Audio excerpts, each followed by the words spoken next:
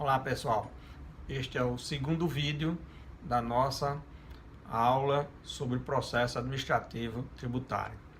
Estávamos falando na aula anterior a respeito dos princípios aplicáveis ao processo administrativo fiscal, mas trabalhando mais aqueles princípios mais genéricos, gerais, com relação àqueles referidos, mencionados na Constituição Federal. Estávamos falando sobre o princípio da impessoalidade. Muito bem. Este princípio, que é traduzido resumidamente como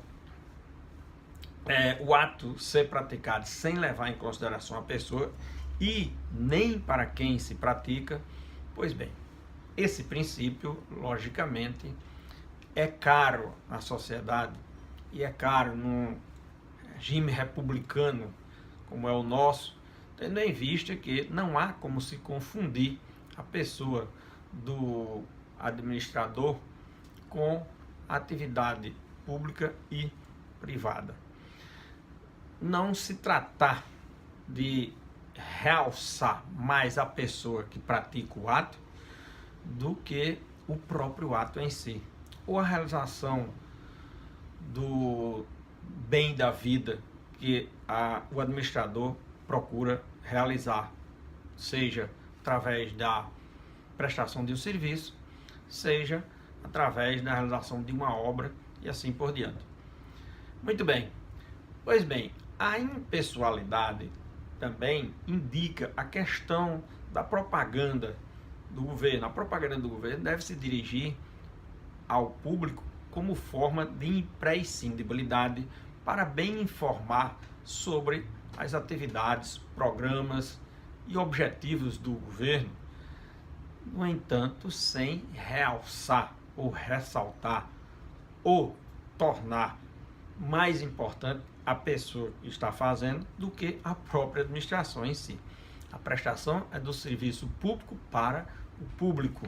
Assim deve ser entendido a questão do princípio da impessoalidade.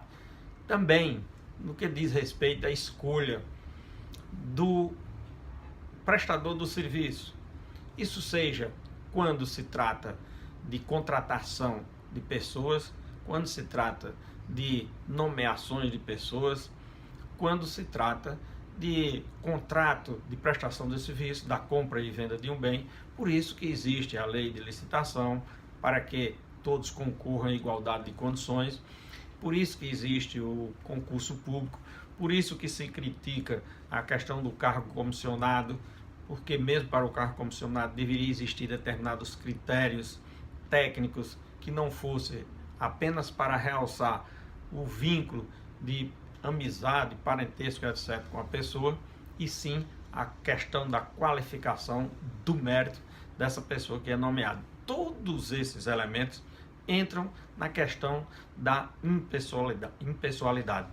Tanto é que o concurso público foi criado como uma forma de evitar as escolhas pessoais por amizade, por prestígios políticos, por prestígios esse, aquele outro. Então, o princípio da impessoalidade alcança, abrange, alberga todas essas situações. Outro princípio caro ao administrado e que deve ser muito bem realizado pelo administrador é o princípio da publicidade. O princípio da publicidade, já a cada dia que passa, aumenta as possibilidades dele ser atendido com maior eficiência. Por quê? Porque a publicidade, há alguns anos atrás, quando realizado um ato e fosse apenas publicado e noticiado no jornal, ou nos boletins internos, ou nos órgãos oficiais, já era uma grande virtude. Pois bem, e havia, logicamente, mesmo dentro dessa precariedade de meios de informações, grandes, vamos dizer assim, desvios de objetivos de publicidade da prática dos atos da administração. Atualmente, nós temos exatamente outro panorama. Nós temos hoje o chamado acesso à informação através da Lei de Acesso à Informação. Nós temos hoje os chamados portais das transparências através de modificação na Lei de Responsabilidade Fiscal, exatamente para que os portais de transparência dos órgãos públicos, das entidades de direito público, pudessem divulgar o máximo possível toda a prática dos atos realizados pela administração. Na realidade, um dia poderemos alcançar toda uma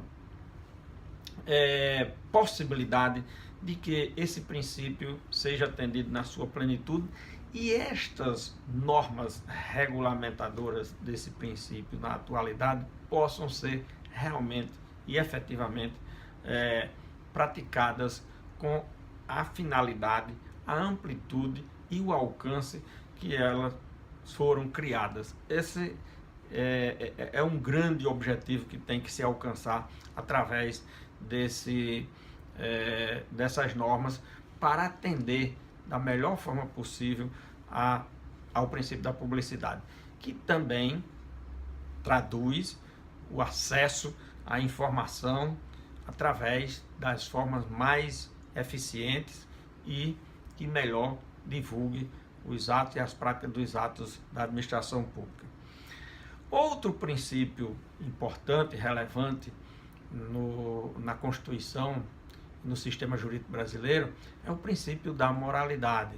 O princípio da moralidade, o princípio da ética, o princípio do exercício da atividade com o máximo possível de ética, de obediência à moralidade administrativa. É um princípio muito reclamado, é uma atitude que deve ter o administrador para que a prática dos atos se dê com a maior lisura possível. Não só possível, com a total e absoluta lisura. Essa que é a realidade que se deve ter com relação ao atendimento a esse princípio da moralidade. Esse princípio da moralidade, ele inclusive pode ser muito bem configurado através do atendimento hoje da lei de improbidade administrativa, da lei com relação à ação civil pública e principalmente com relação à ação popular, que prevê como objeto desta ação exatamente o princípio da moralidade administrativa. Então, na prática do ato administrativo em matéria tributária, também deve ser norteado este ato com o atendimento a esse princípio da moralidade. Para atendimento a esses princípios, nós temos que cuidar também de um aspecto interessante, que é a questão da responsabilidade do administrador. E aí nós vamos fazer surgir outro princípio, que é o princípio da responsabilidade. Esse princípio da responsabilidade, que diz que o agente público deve agir, primeiro, dentro dos parâmetros legais, os quais limita, indica, aponta como deve o administrador exercer a sua atividade, principalmente no que diz respeito à sua competência, no que diz respeito ao alcance que possa se obter com relação à prática dos atos realizados por esse administrador. Muito bem. Por isso é que, nos dias atuais, a responsabilidade do administrador pode ensejar reparações, sanções, vedações, proibições e a determinação de realização de algo que não está sendo realizado e deveria ser realizado. E no campo das sanções, por exemplo, nós temos sanções de ordem administrativas, nós temos sanções de ordem patrimoniais, nós temos sanções de ordem de limitação de direitos. Essas sanções podem ser no campo do processo administrativo, disciplinar, podem ser no campo civil, com a responsabilidade civil através até da ação popular, da ação civil pública, ou mesmo de uma ação comum de responsabilidade civil, e pode ser ainda no campo da responsabilidade penal, se o ato ou fato ensejar uma responsabilidade dessa magnitude. E, mais modernamente, nos últimos 25 anos, é exatamente a questão da responsabilidade por improbidade administrativa.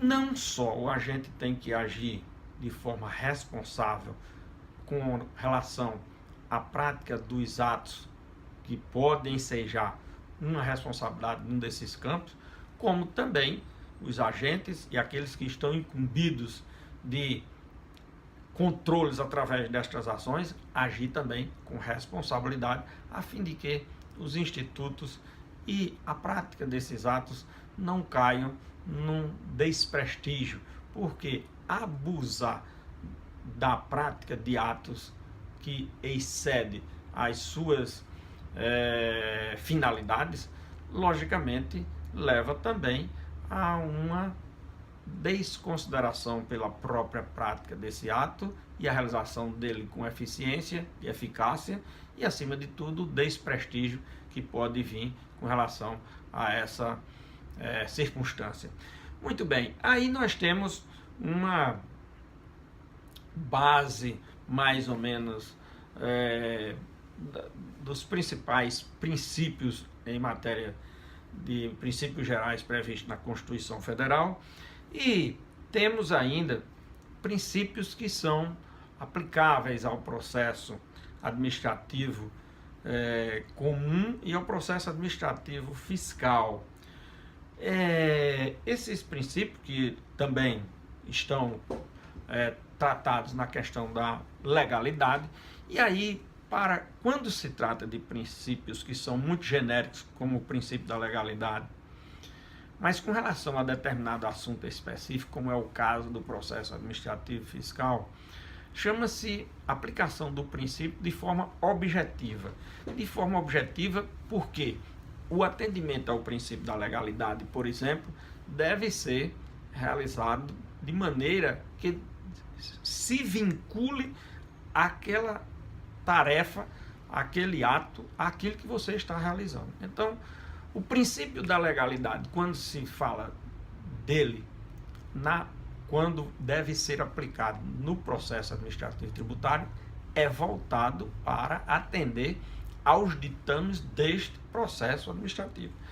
Se a prática do ato for através de um procedimento, a legalidade deve se cingir e se circunscrever a esse objetivo também, que é alcançar a realização do ato através de um determinado procedimento. Então, denomina-se de princípio da legalidade objetiva as hipóteses em que você aplica o princípio da legalidade de forma dirigida ou voltada para a prática de um ato específico. E isso pode ser afirmado com relação ao processo administrativo fiscal. O princípio da legalidade também existe neste processo, porém voltado e dirigido para este processo ou para um procedimento em matéria de procedimento administrativo fiscal. Então,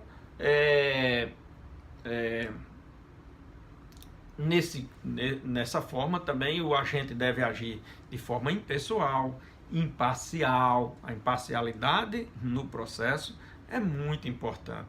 Em processo administrativo, essa imparcialidade deve ser com muito cuidado, vamos dizer assim. Por quê? Porque o processo administrativo, ele não se cerca das garantias que tem um julgador, por exemplo, no processo judiciário. A própria Constituição, as leis processuais indicam vários instrumentos e institutos que levam a se configurar a independência,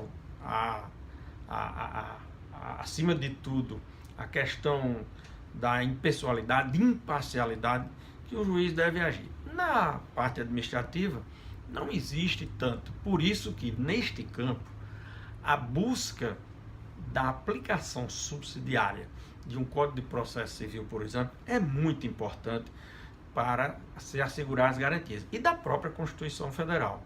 Não é? Então, essa imparcialidade, ela é traduzida, por exemplo, quando o juiz tem vínculos de amizade, vínculos de familiares, ou de negócios que são realizados e que levam o juiz a ser impedido, que levam o juiz a ser teoricamente suspeito, e nessas situações o juiz tem toda a autonomia de deixar de realizar o auto alegando uma dessas condições.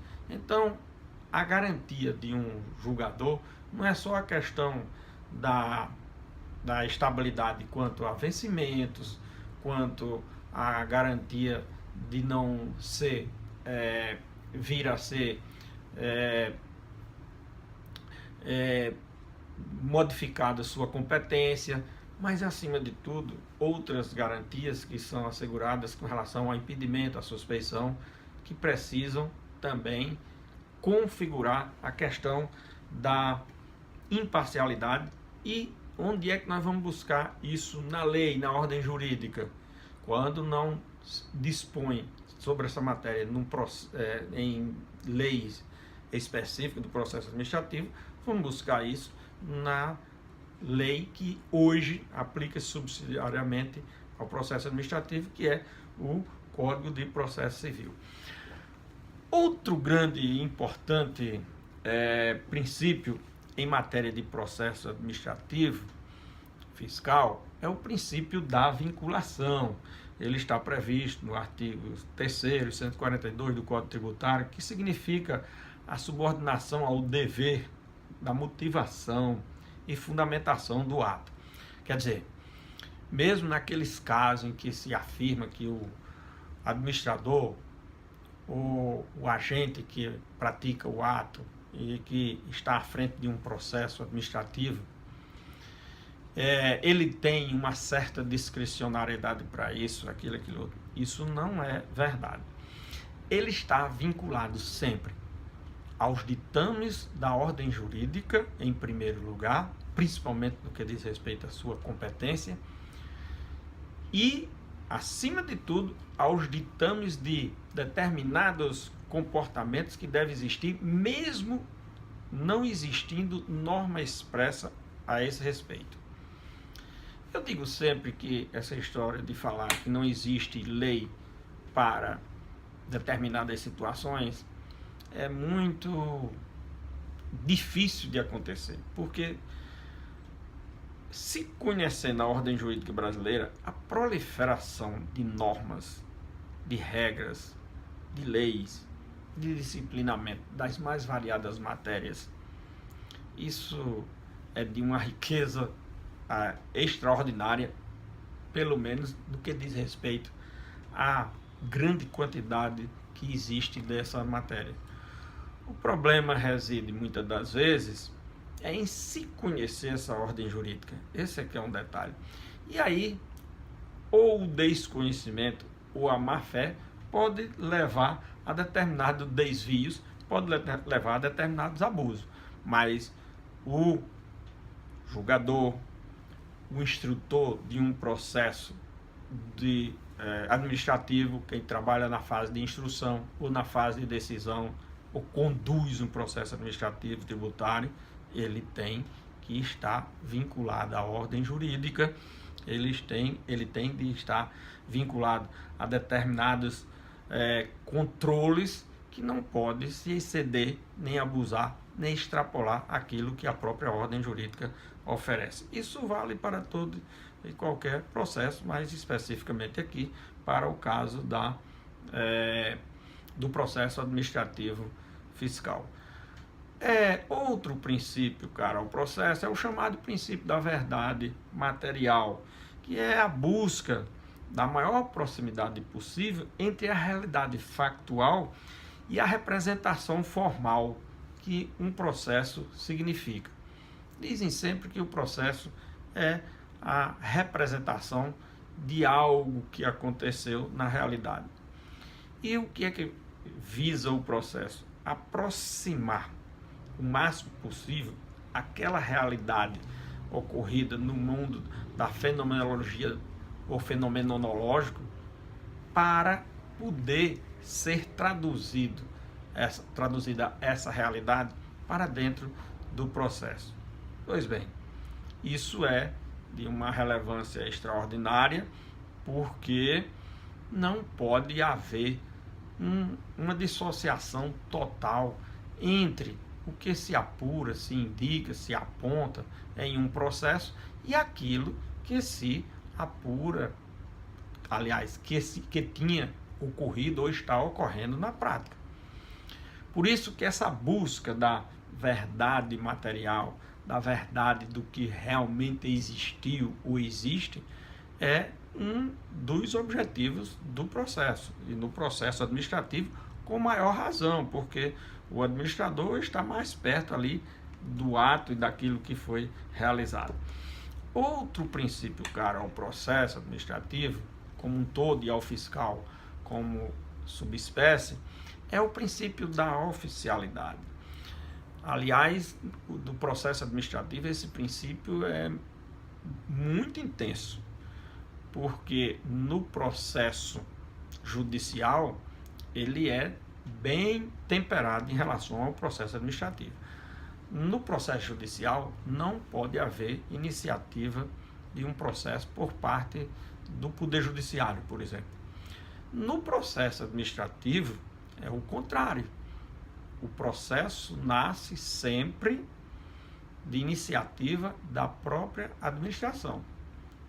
Pois bem, isso é muito diferente de um processo judicial, que espera que alguém tenha iniciativa para levar aquela situação às barras dos tribunais, vamos dizer assim. Pois bem, no processo administrativo, não. Quem sempre tem iniciativa é a administração. Eventualmente existem situações através de representações, de informações, que apenas subsidia a autoridade competente para a apuração daquele fato, seja ela administrativa ou através dos controles. No caso de um processo administrativo fiscal, a regra sempre é a iniciativa ser da própria administração. Por isso que o princípio é o da oficialidade, da autotutela, da iniciativa do poder público, diferentemente do princípio dispositivo, do princípio da disponibilidade. Tendo em vista que esses princípios, dispositivo ou da disponibilidade, eles, na realidade, indicam que o ato só pode ser praticado ou só é praticado, traduzindo esses princípios, por iniciativa de alguém que não seja a própria entidade ou órgão oficial que vá ter essa iniciativa. Aí nós temos a questão relativa, por exemplo, quando há disponibilidade, ao ajuizamento de ações no âmbito civil, ao ajuizamento de ação no âmbito penal, ao ajuizamento de ação no âmbito trabalhista e assim por diante. Então, isso é o que se chama princípio dispositivo, o princípio da disponibilidade, porque é a parte, é o interessado, é aquele que tem o interesse jurídico e aquele que tem legitimidade que vai ter iniciativa do processo, dispõe desse poder, dessa faculdade que é levar às barras do judiciário conhecimento de um conflito assim, a fim de que o judiciário resolva. Pois bem, no âmbito do processo administrativo, isso é invertido, é sempre o próprio administrador que tem a iniciativa do processo. Esse princípio da oficialidade, ele funciona tanto para o processo administrativo fiscal, processo administrativo como um todo, e também como para os casos de procedimento. Nós temos também, ao lado do princípio da oficialidade, o princípio do dever de colaboração. Todos têm o dever de colaborar com a administração tributária. Aqui nós temos realmente que verificar duas situações. Uma é quando se trata de pessoas que não são vinculadas ao Estado, não tem nenhuma atividade estatal, não é um agente estatal, e outra é de quem é agente estatal. Os agentes, e principalmente aqueles que trabalham e lidam na parte do fisco federal, estadual ou municipal, esses têm realmente dever funcional de colaboração. As pessoas do povo, como se diz, essas têm, os membros da sociedade, o cidadão, essas têm faculdades, obrigações. As obrigações se diferenciam do dever. O dever impõe a imprescindibilidade da iniciativa. A obrigação é apenas uma faculdade. Eu digo sempre que na obrigação, o administrado sofre as consequências pela sua omissão. Enquanto no dever, as consequências são mais graves, que elas são sancionatórias. Alguém está sujeito, quando falta com o dever funcional, a sofrer possíveis sanções no âmbito das chamadas 4 responsabilidades que eu sempre afirmo hoje: a civil, a administrativa, a penal e a responsabilidade por improbidade. Esses são dados e elementos que realmente estão muito próximos a esses princípios de um processo administrativo e principalmente de um procedimento administrativo. O procedimento administrativo depende seu nascedouro muito da colaboração, seja do cidadão como faculdade, seja do agente público com o dever funcional. Ao lado desse princípio, nós temos outro princípio, que é o dever de investigação. Esse princípio, ele tem tudo a ver com o chamado procedimento administrativo. E aqui agora eu vou fazer uma rápida alusão à diferença entre processo e procedimento, como eu venho falando e desenvolvendo o tema. Na realidade, o processo, numa concepção moderna do direito processual administrativo, é aquele que resulta de um devido processo legal. Devido processo legal, que nós vamos ver esses princípios mais na frente, daqui a pouco, e esse devido processo legal implicando em um contraditório, produção de prova e o chamado direito de resposta, o direito de iniciativa, o direito de produzir prova e assim por diante. Bom, nesse princípio do devido processo legal, dele pode resultar efeitos reparatórios ou sancionatórios. O procedimento é diferente. Do procedimento não resulta outro efeito que não seja a possibilidade de abertura de um processo, seja ele administrativo, seja ele judicial. Pois bem, o procedimento tem o fim ou a finalidade de fazer com que haja apuração de determinados fatos que possam levar a uma obrigação tributária, no caso aqui, ou a uma sanção ou reparação no campo do direito tributário, ou, acima de tudo, sindicar o possível autor e sindicar o possível responsável por este ato. Então, a investigação tem esse papel. Ela não pode ser dela não pode resultar sanções ou reparações. Dela só pode resultar possibilidade de identificação do fato e do sujeito da abertura de um outro processo, que aí sim, atendendo ao chamado devido processo legal. Na investigação, há uma mitigação a determinados princípios que são aplicáveis ao processo. Essa mitigação vem principalmente com relação à questão do contraditório, ampla defesa. Não existe na investigação essa amplitude. Deve existir um mínimo de contraditório, de informação, de ouvida das pessoas envolvidas. É imprescindível que isso aconteça.